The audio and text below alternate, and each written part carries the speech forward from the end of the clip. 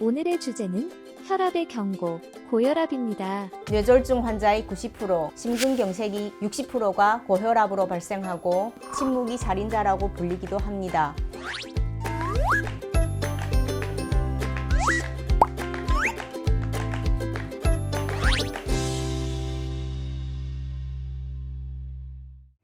안녕하십니까. 저는 장림연세내과 원장 정홍란입니다. 이번 시간에는 고혈압에 대해서 알아보도록 하겠습니다.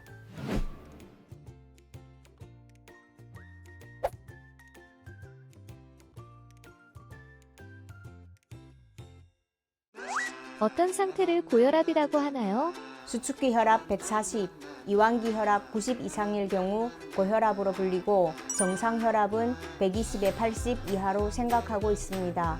우리나라 전체 고혈압이 30%는 가족력으로 발생합니다. 가족 중 고혈압 환자가 있다면 더 열심히 운동하고 더 싱겁게 먹는 생활 습관이 중요합니다. 올바른 혈압 측정 어떻게 하나요? 적어도 5분 이상 안정하고 30분 전에 커피는 피하는 것이 좋습니다. 맨살에서 측정하는 것이 좋고 등받이에 기대고 다리를 꼬지하는 상태에서 측정하는 것이 좋습니다. 양측 팔 어디에서 측정해도 상관은 없고 양측 팔은 대개 10 정도 차이가 납니다.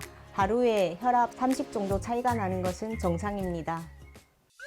고혈압에도 증상이 있나요? 네, 그렇습니다. 어깨가 뭉치고 뒷목이 뻣뻣하고 머리가 아픈 증상이 있을 수 있습니다.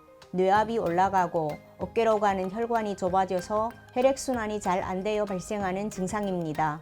여기서 중요한 것은 증상이 있는 고혈압이 더 위험한 것도 아니고 증상이 있다가 없어지면 고혈압이 좋아지는 것도 아니기에 증상과 고혈압의 위험성은 완전히 일치하지 않습니다. 고혈압 환자의 반 정도는 합병증이 발생하고 고혈압이 있었다는 것을 알게 됩니다.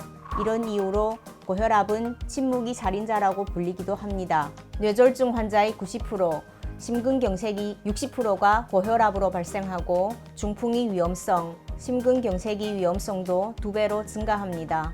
그러므로 고혈압을 방지한다면 뇌졸중을 예방할 수 있습니다. 고혈압 약은 평생 먹어야 하나요?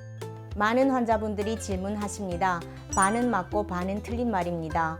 저도 개원 초반에는 혈압 조절이 잘 되면 반으로 줄여가면서 혈압약을 중단해본 경우도 많았으나 5개월에서 6개월 지나면 다시 혈압약을 복용해야 되는 경우가 많았습니다. 저염식으로 엄격히 식단 조절하면 수축기 혈압은 10 정도 조절되고 비만인 분들은 5kg만 체중을 감소하여도 혈압 조절이 아주 잘 됩니다. 혈압 발생 여러 가지 원인 중 적어도 2개는 조절해야 혈압이 잘 조절이 됩니다. 고혈압 약만 먹으면 왜 몸이 아픈 걸까요? 고혈압 약제 중 칼슘 길항제는 하지와 잇몸이 부종을 유발할 수 있고 다리에 스타킹 자국이 남기도 합니다. 이노제가 포함된 복합제로 변경하면 호전이 됩니다. 정형외과 관절염 약이나 허리 통증 약을 같이 복용하는 환자분들은 체내 나트륨 과잉 배출 혹은 과칼륨 혈증으로 기운이 없거나 쥐가 나는 경우가 많습니다. 내원하시면 혈액순환제를 추가하면 되니 고민하지 말고 내원하시면 됩니다. 고혈압 약이 발기부전을 유발하나요? 고혈압 약을 복용하고 혈압이 낮아진 후 발기부전이 생긴 경우는 그만큼 온몸 혈관에 동맥경화가 있어 발기에 필요한 만큼의 혈관 확장이 원활하지 못하다는 신호로 혈압 조절이 더 중요한 환자입니다.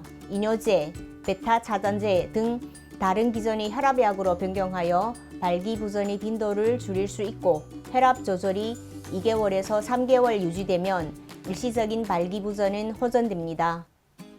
오늘은 고혈압에 대해 알아봤습니다. 고혈압은 예방 가능하고 치료 가능한 질병입니다. 가까운 병원에 내원하시어 의사 선생님과 상담 받아보시고 치료 받으시기 바랍니다. 오늘 함께 해주신 정홍란 원장님 감사합니다. 다음 시간에는 당뇨에 대해서 알아보겠습니다.